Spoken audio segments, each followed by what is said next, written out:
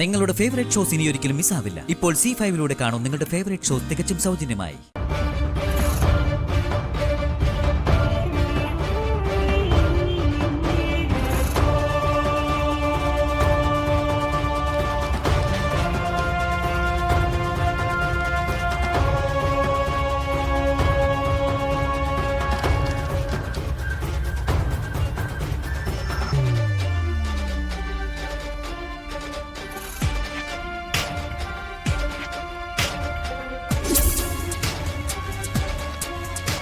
ഇത് divorce paper അല്ലേ?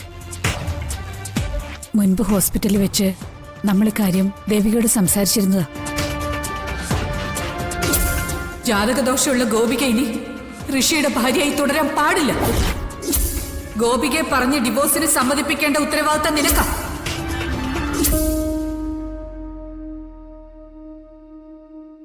അപ്പോഴാണ് സുലോചന സിദ്ധനെ കുറിച്ച് പറയുന്നതും ഞാൻ ജാതകദോഷത്തിന് പരിഹാരം തേടി അദ്ദേഹത്തെ കാണാൻ പോയതും അദ്ദേഹം പരിഹാരം ഉപദേശിച്ചു തന്നതും. ശരി, അങ്ങനെയെങ്കിൽ ആ പരിഹാരം നടത്താമെന്ന് ഞങ്ങൾ തീരുമാനിച്ചു. അതുകൊണ്ട് ഡിവോഴ്സ് വേണ്ടെന്ന് വെച്ചു. ഇപ്പൊ പരിഹാരം നടത്താൻ നിങ്ങൾ തയ്യാറല്ല. അപ്പൊ പിന്നെ ഡിവോഴ്സ് അല്ലാതെ വേറെ മാർഗവുമില്ല.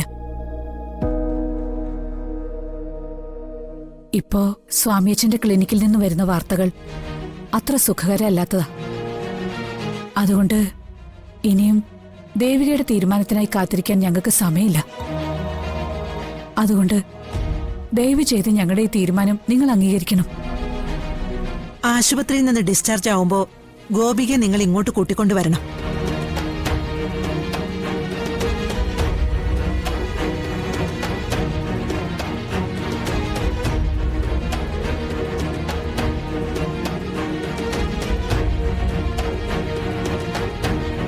ദേവികെ, നീ ഇതുവരെ നിന്റെ തീരുമാനം പറയാത്തതുകൊണ്ട് ഞങ്ങളുടെ ഡിസിഷൻ എടുത്തു.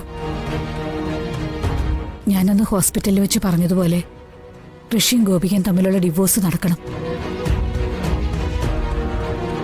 അത് നടന്നേ തീരൂ.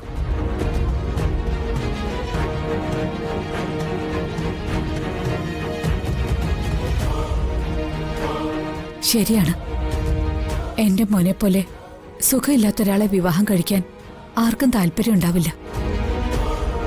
അതൊരു സത്യമാണ്. നമുക്ക് മാത്രമാണല്ലോ നമ്മുടെ മോൻ വലുത്. ബാക്കിയുള്ളവർക്കതുണ്ടാവില്ല. ദേവികയുടെ മനസ്സെനിക്ക് മനസ്സിലാവും. ശരി ദേവികെ, നിശ്ചയിച്ച കല്യാണം നന്നായി നടക്കട്ടെ.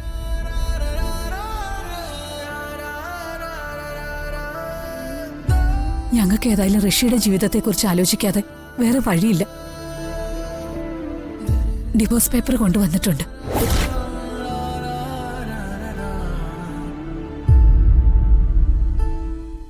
ഗോപിക ഡിസ്ചാർജായി എത്തുമ്പോ അവളെ കൊണ്ടല്ലോ ഒപ്പിടിച്ചു തരണം.